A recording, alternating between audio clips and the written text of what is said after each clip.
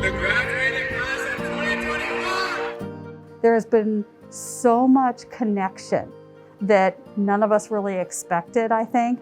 Many of the teams have said that they know each other, support each other, and work together better than ever before. The collegiality and the teamwork has blossomed. And so I've learned how to be a different type of principal and a different type of leader, and to allow staff to really grow together and excel beyond what they thought they could do and what I thought we could do. Building the connections with the students pays more dividends now than it did when the kids are in my room.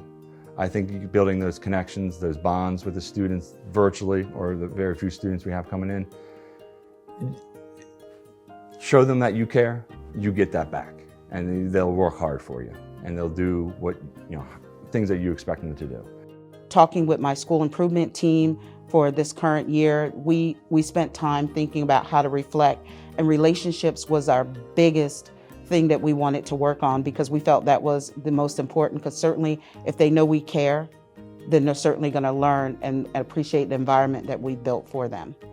The kids coming in, their first day back was just total fear, not to know what to expect.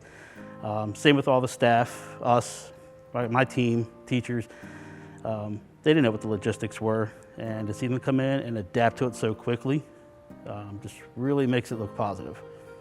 I wish I could say to teachers throughout Frederick County that their resilience and determination and patience and grace and grit through this pandemic has been seen, and that it's been appreciated.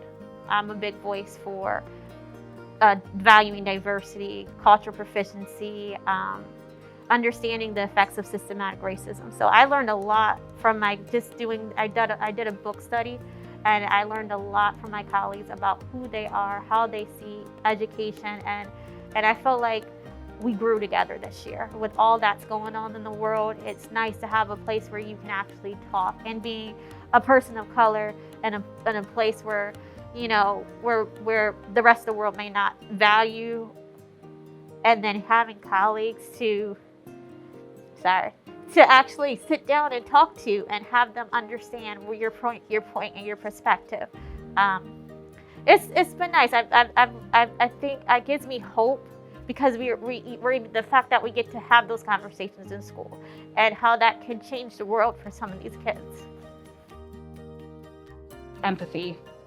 I think people, especially because we're so polarized, people forget it. They're like, oh, this is how I feel, and if people don't feel that way, well, then I don't want to be friends with them anymore. I think that it's so important for us to be empathetic.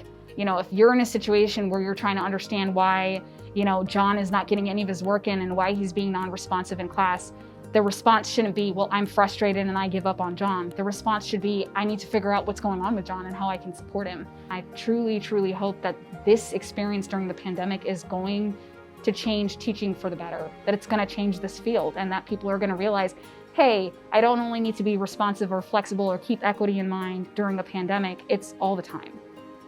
That we have a chance to do things differently, and that this is that opportunity to do things differently. Now is the time to not think like we've always thought and do what we've always done. We need to do things differently. But I look forward to it becoming even better based on the new resources and strategies and things that we've put in place that have really enhanced. And it's just going to make that so much better for next school year. And we're really excited for 21-22.